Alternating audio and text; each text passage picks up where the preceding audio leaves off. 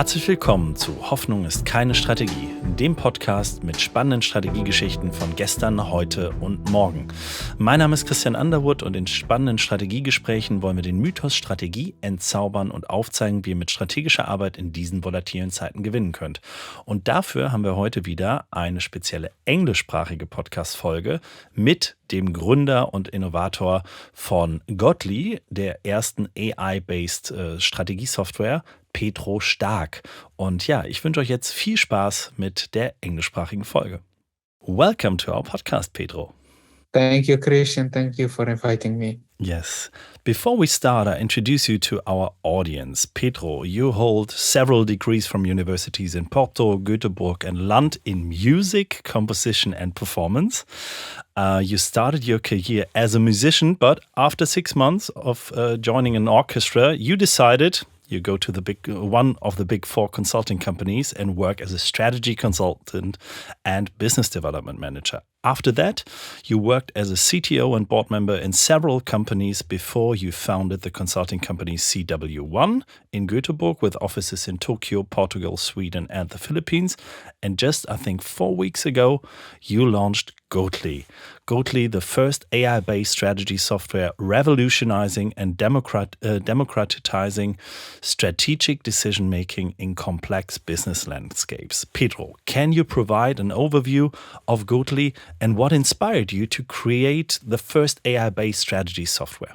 Yeah, absolutely, Christian. Basically, when we used to work for the Big Four, both me and my wife, which is as well a founder of CW1, we're not dealing with small companies. And after the Big Four, I've been in a couple, as you mentioned, I've been interim CTO of a couple of companies, and I've been on strategic planning.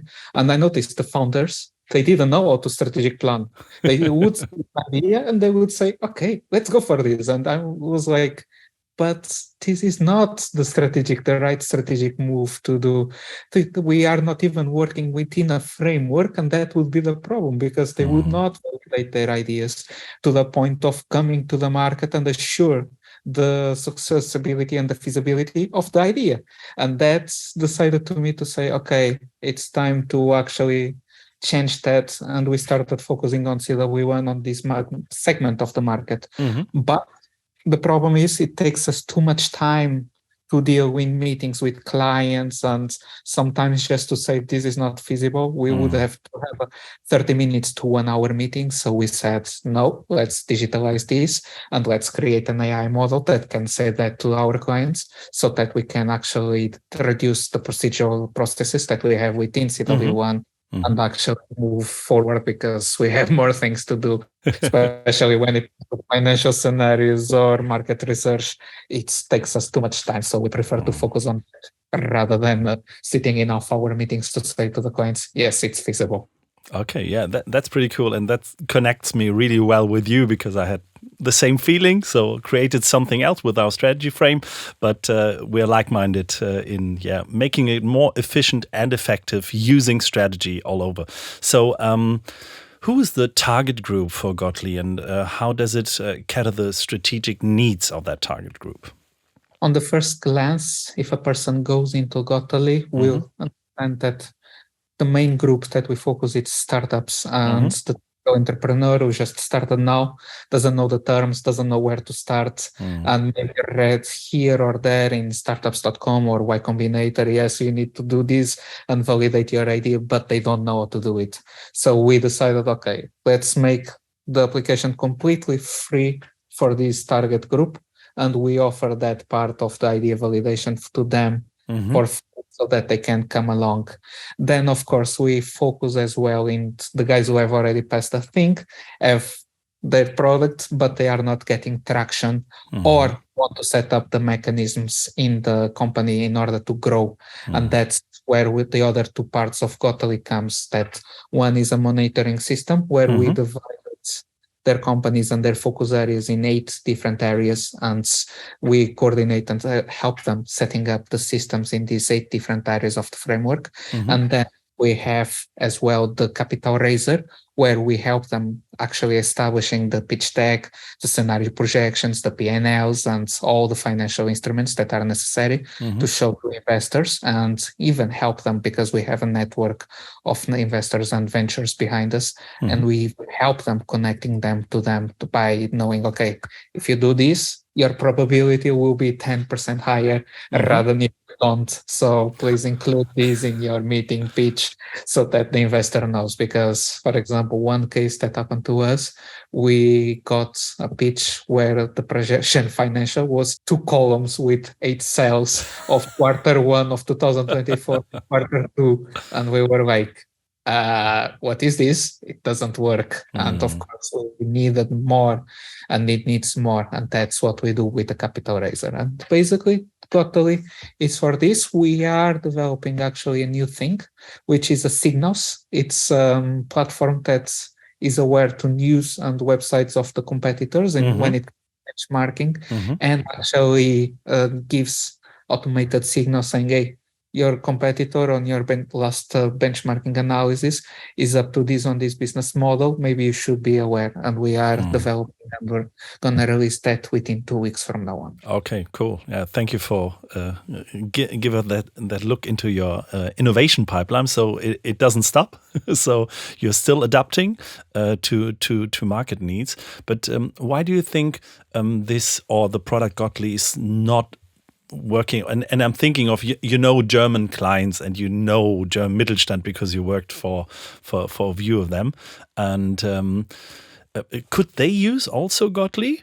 Yes and no. That's the thing. We want with gotely to create a relationship with them, and we want to understand that if they want something on the general side, because German clients and German entrepreneurs, they are 2 different persons, I would say. Okay. German guy who is himself and thinking about progressing, and the German guy who is actually thinking on the company. And at the same time, it's the same person. So we have a person that in the morning, as soon as he wakes up or goes to bed, is on social media and is on ChatGPT exploring the things, but the same person during the day sitting at the table and on multiple meetings and actually being very precautious about his IP and the way he does things. So we want him to realize, okay, I have this tool that I can play in the morning when I wake up and when I go to bed. It gives me some ideas, some new things. But during the day, I want actually to reach through CW1 and talk to them because I need more things, and I know that they will protect my data and they will not put it on the algorithm for others to use. So yes, the German can use it as well, but to understand that it's a big process. It's not one single process, that it's not just a tool play and it's going to work. It actually needs to talk more. Is that a special German thing, you would say? A little bit. I don't like to label people, but yeah, absolutely. But you see how many subscribers do you have on your software? So where do they come from? Yes, we reached actually yesterday the meta of 800 subscribers, which is quite a lot. Cool. From of them, it's already 200 are premium subscribers, which is good. And I would say when we look at the data, 10% are German, which is quite surprising. But you see. when looking at their behavior, it's what I told you. They are playing with the tool and still evaluating where it goes. Our self-learning process, because our validation was done in a very speed time, and we're learning, okay, this is what people want to see, or this is what people understand. Maybe we should simplify this or that. That's why we are still learning with them as well. But German market, DACH market in general, it's always a special market because there's always people worried with our IP, and I cannot do this here, otherwise they will come and steal our ideas. Yeah, absolutely. But where does the data that you're using come from, and where is it located, and how you're working, or the model that you also developed? How does it work? Basically, while me and my wife, we were on a long consulting project away from CW1. our sister-in-law, which managed operations in Philippines and actually in all world US. She has been doing a lot of market research and studies and actually studies and benchmark studies. So we gathered for the period of 2 years, plus in the conjunction with some of the bigger partners that we have, because we still work with our own employers. We still have access to their data, and they were kind enough to actually say, okay, what you're doing, it's awesome. Here's a huge tranche of data. So we arrived in October 2022, and we have 500 TBs of financial data, business model data, market study, market research, analysis. And of course, we said, okay, we have enough data to train an algorithm and a model and forward, and we start developing, conceptualizing a model. And we arrived in March, and we said, okay, the model is ready, we can use it. Okay, so for any industry, or do you have some special fields? We focused mostly on the beginning on tech as an industry, specifically SaaS and e-commerces. And then this jumped us immediately to fashion retail, because fashion retail industry, it's quite interesting, especially with the new business model of the D2C, that everyone wants to follow that. And it's quite interesting to actually train an algorithm on that. And then, of course, health. It's part of our favorites. And we started going with health, then energy, and we start broadening up. But we mostly like to focus on these 4 sectors: SaaS, tech, fashion retail, health, and energy sector. No, because it's the sectors that have the most challenges, I would say. Yeah, okay. Are you using, because you have a SaaS model in the end, isn't it? And are you using your own tool? Sometimes, yes. Okay, really cool. We have quite a few on trial modules that we don't release on the normal thing. And yes, we are using, especially when it comes to gathering signals of market, because we have part of the work we do towards our clients.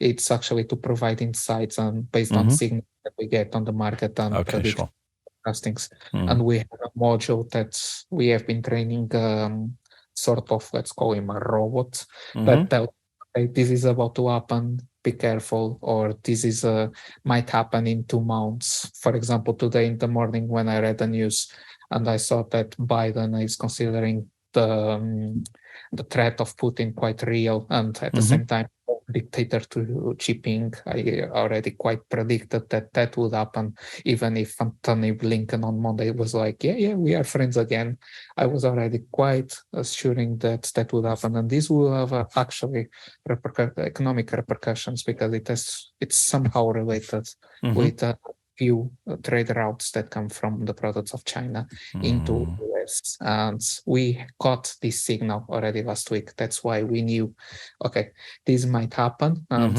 our clients that were affected with this, and they are enterprise members of gotely, they were informed immediately this might happen. So take the precautionary preventions in order to avoid it. So yeah, we use gotely on the part of enterprise grade level, because we have more software behind. It can't be allowed to everyone. Otherwise, it's a problem, because the normal startup will start getting this and will get lost in this process. And that's not good for someone who needs to focus on one thing, validating their idea and create a proof of concept out of it. That's why we're not liberating this to the normal user. Yeah, absolutely. So for me, in our software is also guiding people through the software, or guiding them through the strategy process. And but looking at the competition, are you seeing new AI strategy software startups? Yes, the thing is, I don't consider anyone a competitor. I don't like when people think in competitors. It's really like, why are you competing with someone when you can actually learn, work together, and actually grow together? And absolutely. That's why I gave you a call. So yes, Christian, honestly, after this call, we will have more talks, because I spent a few times actually looking into strategy frame. I really like what you did there, to be honest, because the concept, it's quite good. Thank you. We have quite synergies to collaborate and actually do Yeah. Because one thing that it was quite funny. I was yesterday talking with someone on LinkedIn, and it was like, yeah, I want to be chief of sales of CW1. And I told him, we don't do sales. And he got like, huh? You don't do sales? No, the only thing we sell the mostly it's through gotely.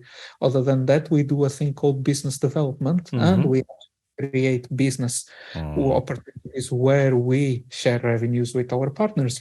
It's normal business of going and selling to someone. Absolutely. And the concept of CW1, we developed partnerships and we grow through partnerships. And I don't like when people say competitors. So yeah, absolutely, I'm totally with you. But yeah, a lot of people, and especially in Germany, I faced that because there's some software providers in the market, also with really good stuff, but they're not sharing something. They want everything for their own, becoming the next big thing. So, no, and I think strategy is there's so many elements. There's the process, there's the analyzing data, there is, let's say, target management with OKRs, etc. So it's so much stuff that cannot one company cover everything. So that's impossible. That's why I'm answering to your question. If I see AI softwares, I don't go and compete with them. I can quickly a benchmarking analysis of them and see their weaknesses and actually compete. But instead, I contact them and say, hey guys, let's work together. Why are we not talking to each other when we can work together? One of the financial instruments that people forget in order to raise a company, it's actually mergers and acquisitions. Absolutely. And it's mergers. People don't understand that. This is essential to grow a company. This is part of what I see. So answering to your question, if I see someone doing the same, guys, let's talk. I'm not here to compete with you. I'm not here to steal your clients. I'm here to actually work with you and make it bigger. Absolutely, and I think the market, looking at it from a global point of view, but also in the DACH region, it's so huge, and there's so many companies who are already not doing strategy. Yeah, exactly. So that's the point. It's also then not competing with classical consulting companies, huh? So it's not that. It's a different market. Honestly, when I show the pricing per project that we have with the partners, when it's time that I told them, okay, this is your revenues, but we want a part of the project revenues. It's how much I feel it's fair to us. And they say, yeah, but we used to work with the Big Four and it was 5-6 times more than this. I was like, yes, I know. I used to work with as well. Yeah. And I knew how would I charge if I was still there. But here, I say this is a fair price. It's quite nice. And I'm not even charging you for the services I render. I'm charging you for the profits I render to you. And that it makes all the difference. And yes, absolutely. That's a total different story. I feel that the big conception that we still have to do is it's not only the Big Four who do it, because of the people we used to work for Big Fours, we got out and we started our own things. And that's the new challenge. It's actually to show people that it doesn't belong only to the Big Four anymore. Absolutely. We are all doing it. Yeah, I totally agree with you. And that's why we're also focusing, we're also trying to build a community of strategy makers that help, because sometimes it's not only software and people have, especially when they're not in a young startup situation, but a little bit more grown up companies. So when they need more trust.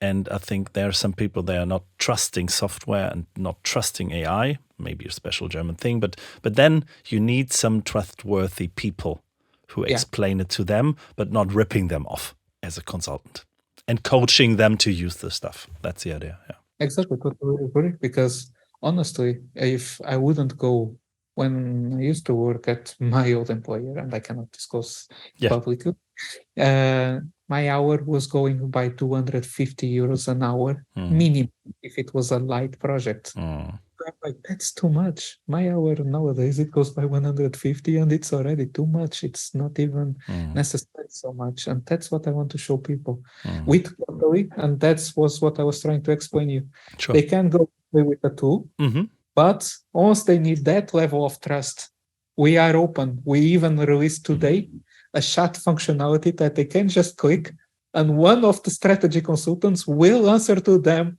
on the spot. Okay, not a chatbot, a real person. Yeah, a real person. Okay, cool. Get a notification on their team channel, and they will actually go directly and answer to the customer in real time, which is completely free. And it's quite something that it's a great help for entrepreneurs. It's for them, it's quite, here it is. Just enjoy the expertise. Just use it. Yeah.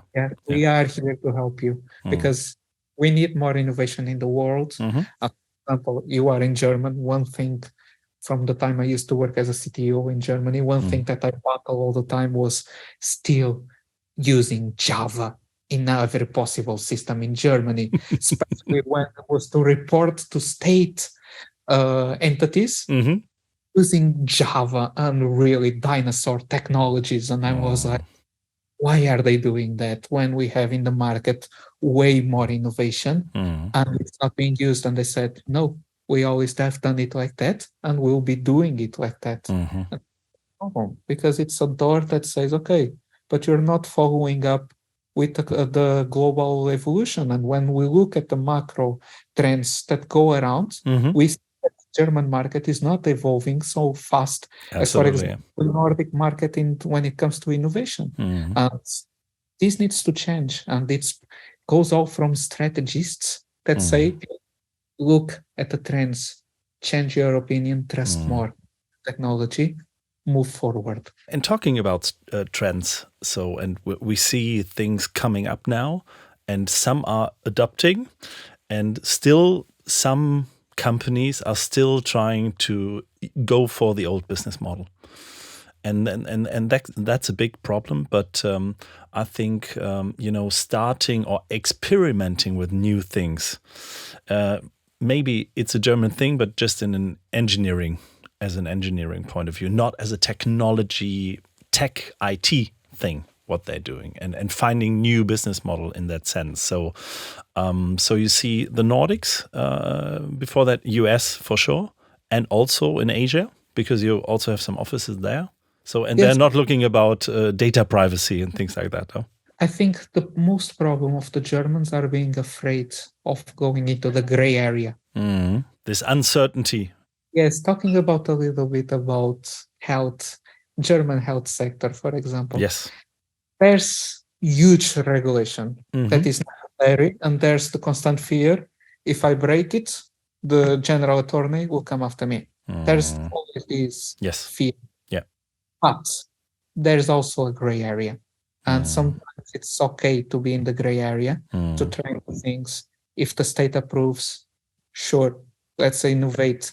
And that's why, for example, in the past, during COVID, talking with the DEMIS system, the reporting system, was a huge challenge for all the new guys that said, okay, we have now a COVID testing software for pharmacies. We want to include this in the pharmacies. But to connect that, there were still people like Telecom and other bigger players saying, no, you need to use Java or use this archaic. Otherwise, it's not going to work. And this is a problem. I feel that it's actually a business opportunity. It's not a problem. Yeah. Because there are paths to people say, okay, but let's look at the regulation. What is necessary? ISO 13485, 13045, 13175, all the medical ISOs. Let's look at this. What they require, even what does the FDA in the US require? Okay, is it according to their compliance? Let's consult with an auditor to check it's compliant. It's approved. Move forward and new business models come up. If we just lose the grip of saying we really need to be always under the regulation, maybe we need to find a loophole on the regulation, the gray area, to actually proceed to do new business models. And that's actually the future. I've seen in the past 8 months, and probably happened to you as well, Christian, we saw companies going completely bankrupt and mass layoff all over the world, and for one single reason. And this is the problem nowadays. People are not adjusting to new business models. They are going towards the old one. I see so many people on LinkedIn still sending messages and saying, hey, we are doing this and selling this, and this is our outsourcing model. I don't want outsource. I have my own BPO in Philippines.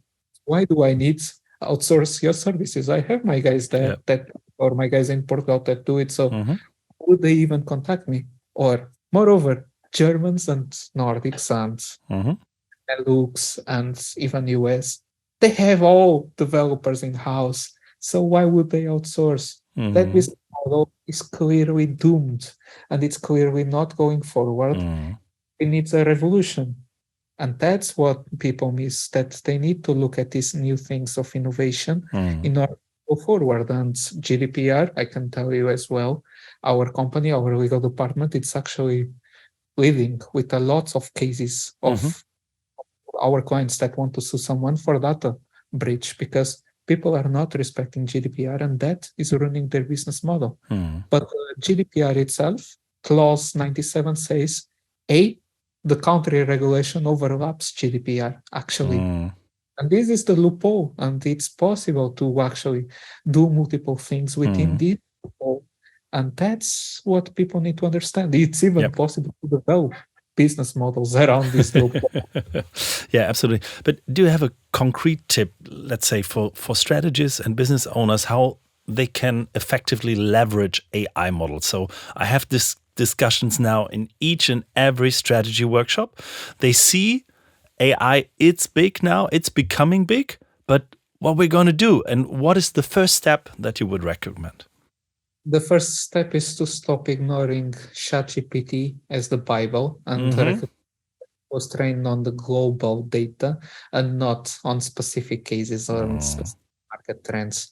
Then my recommendation is every company should immediately invest in developing their own AI model or fine-tuning an AI model to increase and make more efficient their internal operations and procedures.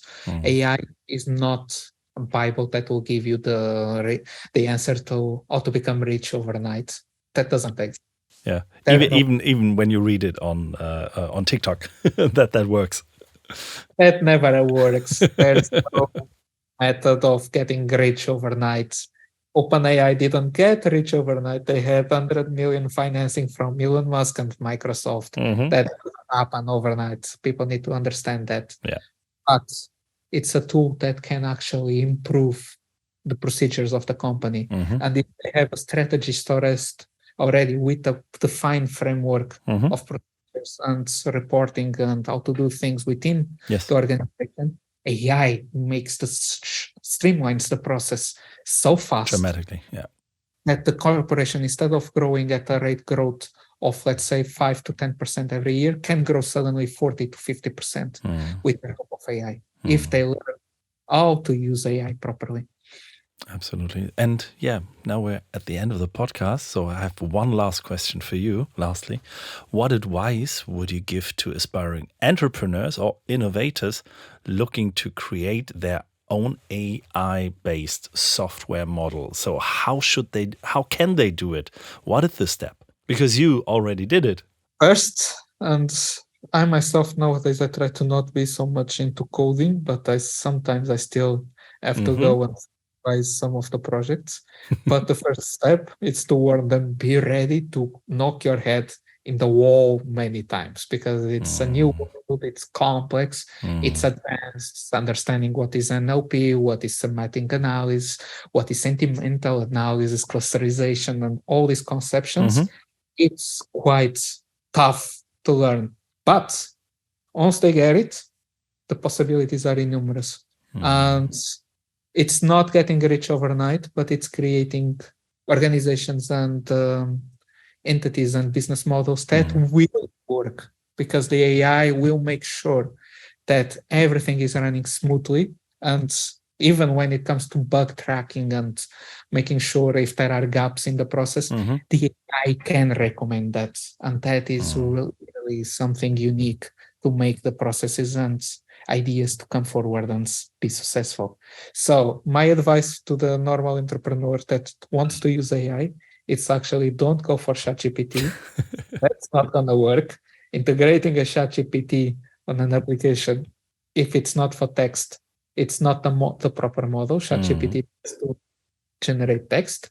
But if it's to develop like a BERT model or a distilled BERT, these kind of models that were really fine-tuned in sentimental analysis and all the polarization of nodes and this kind of hard concepts, they actually streamline the processes for us. For example, made us actually optimize the way to, okay, this is the market, this is the size, this is our idea, how much feasible it is. And this wasn't possible before without researching how to do this. And we streamline that. We do that, and in 10 seconds we get this answer, which is quite incredible. And it's all about AI. So my advice is that research, be prepared. It's tough, but the rewards are even more rewarding. So just go for it. Yeah. Thank you very much, Pedro, for your time and for sharing those great ideas. And I'm really looking forward. I'm really curious what you're launching in the next weeks, I would say, or days.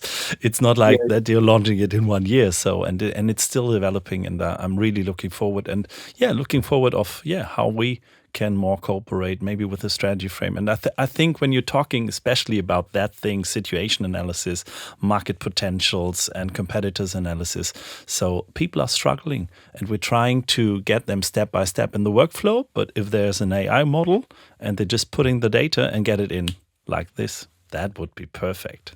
Yes, exactly, Christian. I'm always open for collaborations. That's the thing. And I'm always really cool. To talk. I don't see others as competitors. I see them as partners. Me too. Thank you very much, Pedro. Goodbye. Goodbye.